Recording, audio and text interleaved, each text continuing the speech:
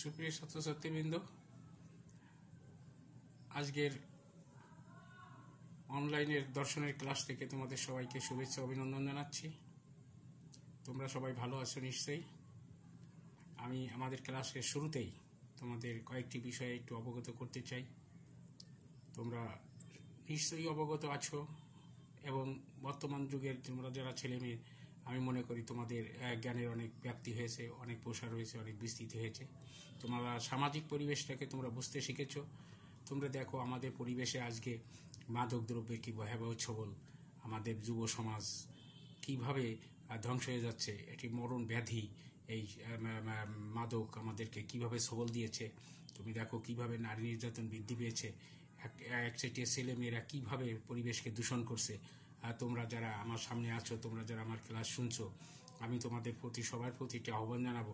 তোমরা নিজেরা যে সচেতন হবে এবং তোমার প্রতিবেশী, পাড়া প্রতিবেশী, আত্মীয় স্বজন যারা আছে তাদের সবাইকে সচেতন করবে। তারা যেন এই আসক্তিতে না পরিণত হয়, মাদক শক্তি সেবন না করে, মাদক দ্রব্য ব্যবসা না করে, বিক্রি না করে। তোমরা দেখেছো মাদক দ্রব্য এটা ভয়াবহ ব্যাধি এবং এটি শুধুমাত্র তো একটা পরিবারকে ধ্বংস করে না, সমস্ত জাতিকে ধ্বংসের মুখে ঠেলে দেয়। এটি একটা ভয়ানক পরিস্থিতি সৃষ্টি করছে। মাদক বিক্রি করা যেমন অপরাধ, তেমনি দণ্ডনীয় অপরাধ এবং এটি কোনো অবস্থাতেই করা যাবে না। মাদক সেবন করা যাবে না এবং কেউ যদি সেবন করে তাকে সে পথ থেকে সরিয়ে আনতে হবে। মাদক দ্রব্যের সেবনের ফলে মানুষ মাদকাসক্ত হয়ে বিপদগামী হয়ে যায়। তারা শুধু অর্থের দণ্ড দেয় না, পিতামাতা, ভাই বোন, আত্মীয় স্বজনের সাথে দুর্ব্যবহার করে, প্রতিবেশীর সাথে দুর্ব্যবহার করে এবং সমাজকে কলুষিত করে। এই দিক থেকে তোমরা সবাই সচেতন থাকবে এবং সবাইকে এই ব্যাপারে উদ্বুদ্ধ করবে।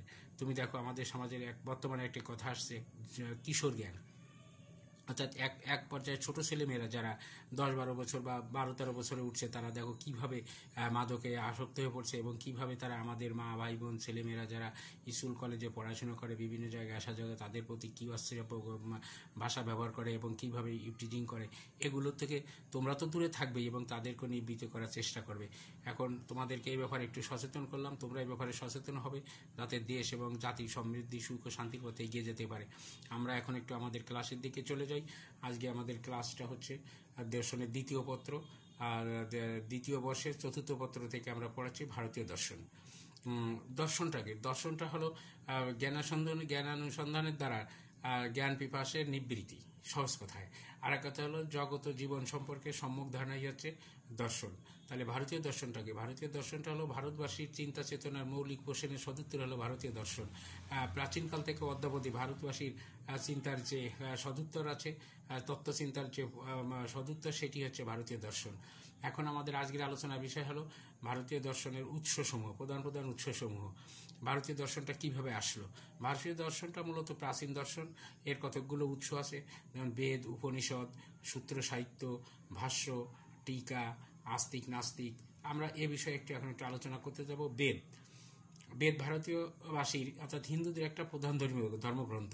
এটি উৎপত্তির কথা সঠিক জানা যায় না, তবে ধারণা করা হয় যে 200 থেকে 500 অব্দ পর্যন্ত এটির সৃষ্টি হয়েছিল এবং বেদের যিনি সৃষ্টি করেছেন, এটি ঈশ্বর প্রদত্ত বাণী। এটা মুনি ঋষিদের দ্বারা লিখিত হয়েছিল।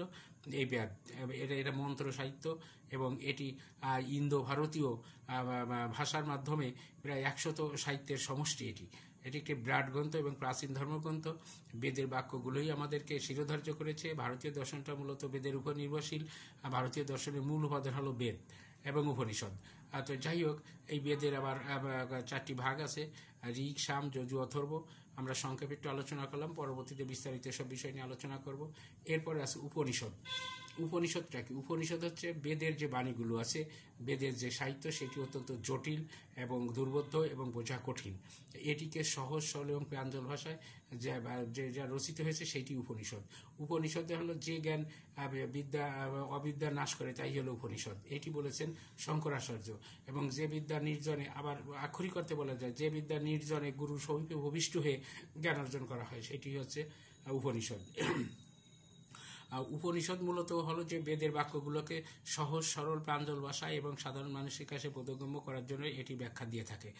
এবার যাচ্ছে আমরা সূত্র সাহিত্য। সূত্র সাহিত্যটা হচ্ছে ভারতীয় দর্শনের উৎসের একটা অন্যতম উপাদান এবং ওই সূত্র কথাটার অর্থ দাঁড়ায় সুতা, কিন্তু আসলে দার্শনিক অর্থে সুতা নয়, এটি হচ্ছে সংক্ষিপ্ত স্মৃতিচারণমূলক বচন বা উপদেশ, সংক্ষিপ্ত উপদেশ। এক কথা হচ্ছে সংক্ষিপ্ত উপদেশ, এবং এটি হিতোপদেশমূলক বচনও বলা যেতে পারে। তো এটি সংক্ষিপ্ত আকারে ছিল।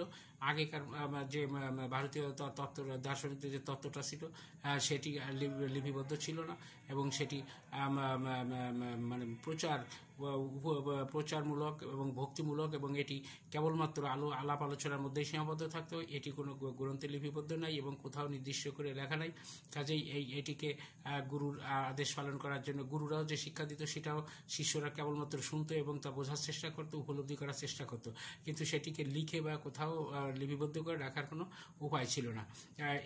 এটি খুবই সংক্ষিপ্ত এবং জটিল, এবং এটাকে বলা যায় অপ্রাঞ্জল দুর্বোধ্য, যেটি বুঝতে আসলে কষ্ট হয়। আর পরবর্তীতে আছে ভাষ্য। ভাষ্যটা হচ্ছে এই সূত্র সাহিত্যের কে প্রাঞ্জল করার জন্যে, বোধগম্য করার জন্যে, অপরের কাছে গ্রহণযোগ্য করে তোলার জন্য এই ভাষ্যকারের প্রয়োজন ছিল। যেহেতু সেগুলো কোনো লিপিবদ্ধ ছিল, সূত্র সাহিত্যের যে সূত্রকাররা যেভাবে তারা ব্যাখ্যা করতো, আলোচনা করতো, সেটিকে যেহেতু লিপিবদ্ধ করার কোনো সুযোগ ছিল না, তাই ভাষ্যকাররা এটিকে সাধারণ মানুষের কাছে বোধগম্য করে তোলার জন্য তারা ভাষার মাধ্যমে সেটা বুঝিয়ে দিতেন। এবং এটি গুরুর কাছে যেভাবে সূত্রাকাররা গুরুরা যেমন সূত্র আকারে এরা শিষ্যদের কাছে প্রচার করত, এবং সেটি কোথাও লিপিবদ্ধ থাকতো না, এবং সেটিকে যখন শিষ্যরা দীর্ঘদিন হয়ে যেত বা সাধারণ মানুষ সেটা দীর্ঘদিন শুনিয়ে রাখতো, তখন সেটি হয়তো ভুলে যেত বা স্মৃতির খাতার থেকে বিস্মৃতির খাতায় চলে যেত। সেটিকে ধরে রাখার জন্য, সেটিকে আবার অনুধাবন করার জন্য, সেটিকে আবার উপলব্ধি করার জন্য ভাষ্যকাররা এটি তাদের ভাষার মাধ্যমে এটি করে আবার পুনরুৎপাদন করতো সাধারণ মানুষের কাছে। এবং এটিকে আমরা দেখতে পাই ভারতীয় দর্শন ইতিহাসে রামানুজ এবং শঙ্করাচার্য, এরা দুজনই ছিল শ্রেষ্ঠ ভাষ্যকার, এবং তাদের রচিত গ্রন্থগুলোই এই ভাষ্যকারের কথাগুলোই ফুটে উঠেছে। এরপরে যদি আমরা যাই বেদ, আস্তিক এবং নাস্তিক। ভারতীয় দর্শনে আস্তিক এবং নাস্তিক দুটো বিষয় খুব গুরুত্বপূর্ণ। এটি ভারতীয় দর্শনের প্রধান উৎস বলা যেতে পারে, কারণ আস্তিক এবং নাস্তিক উভয়ই আসছে আমাদের বেদ এবং উপনিষদ থেকে। ভারতীয় দর্শনটা মূলত বেদ এবং উপনিষদ কেন্দ্রিক, এবং এটির কারণে ভারতীয় দর্শনকে অনেকটা আধ্যাত্মিক দর্শনও বলা হয়ে থাকে। ভারতীয় দর্শনের ক্ষেত্রে যে দুটো সম্প্রদায়ের কথা আমরা উল্লেখ করলাম, আস্তিক এবং নাস্তিক, এই আস্তিক যে ন্যায়, সাংখ্য, বৈশেষিক, মীমাংসা, এগুলো হলো আস্তিক, এবং জৈন, বৌদ্ধ, এরা হলো নাস্তিক। তো আস্তিকরা যারা বেদের অস্তিত্বে বিশ্বাস করত, তারাই হচ্ছে আস্তিক, এবং তারাই হচ্ছে যে সাংখ্য, ন্যায়, বৈশেষিক, এরা হচ্ছে যে আস্তিক, এবং বৌদ্ধ এবং জৈন ধর্ম অনুসারীরা এরা ছিল নাস্তিক। এই হলো যে আমাদের ভারতীয় দর্শনের মূল উৎস বা প্রধান প্রধান উৎসসমূহ আলোচনা করলাম, এবং আগামী ক্লাসগুলোতে আমরা এই সমস্ত বিষয়ে আরও বিস্তারিত আলোচনা করব। সুপ্রিয় ছাত্রছাত্রীবৃন্দ, তোমাদের সাথে একটু কথা বাড়িয়ে নিই। তোমরা জানো সারা বিশ্ব আজ করোনায় আক্রান্ত, এবং সারা বিশ্বের মানুষ আজ ভীত, সন্ত্রস্ত, আতঙ্কিত, এবং যেভাবে মানুষ মারা যাচ্ছে এবং আক্রান্ত হচ্ছে, তাতে আমরা সারা বিশ্বের মানুষ হতবাক হয়ে বিস্ময়ে সেগুলো শুধু দেখছি মাত্র, কিন্তু করার কিছুই নাই। তারপরেও আমাদের দেশের বা বিদেশের বা বহির্বিশ্বের যে সমস্ত বিজ্ঞানীরা আছে, তারা এটির ভ্যাকসিন, টিকা আবিষ্কার করার জন্য আপ্রাণ চেষ্টা চালিয়ে যাচ্ছেন। ইতিমধ্যে জার্মানি, আমেরিকা, ইংল্যান্ড এবং রাশিয়া, ভারত, বিভিন্ন দেশে বিভিন্ন রকম ভ্যাকসিন তৈরি হয়েছে, এবং তারা সেটা প্রয়োগ করাও শুরু করেছে। তারপরেও যে খুব একটা সুফল দেখা যাচ্ছে তা নয়। আমাদের দেশে আমাদের শিক্ষা ব্যবস্থাটা বলা যায় যে একেবারে স্থবির হয়ে পড়েছে। আমরা তোমাদেরকে একটু জাগিয়ে তোলার জন্য, তোমাদের সাথে আমাদের সংযোগটা রক্ষা করার জন্য আমরা এই অনলাইন ক্লাস পদ্ধতিতে ফিরে এসেছি।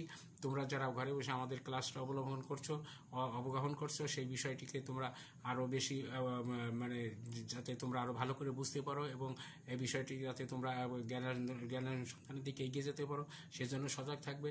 এবং এই করোনার আক্রান্ত আমাদের দেশে সামনে আসছে শীত, এটি আরও ভয়াবহ আকার ধারণ করতে পারে, আমরা সেরকম একটা আশঙ্কা করছি।